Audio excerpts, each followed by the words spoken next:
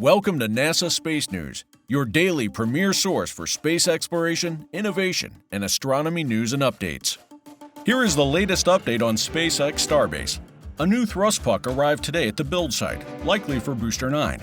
It seems like this booster will involve 33 Raptors. Additionally, Ship 20 got 2 more sea-level Raptors installed, and the NASA logo on the Starship HLS mockup has been scrapped by the team.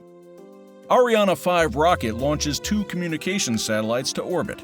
Europe's heavy-lift rocket Ariane 5 roared back into action Friday, October 22nd, after nearly a year-long hiatus, launching 2 communications satellites to geostationary transfer orbit, paving the way for the launch of the James Webb Space Telescope.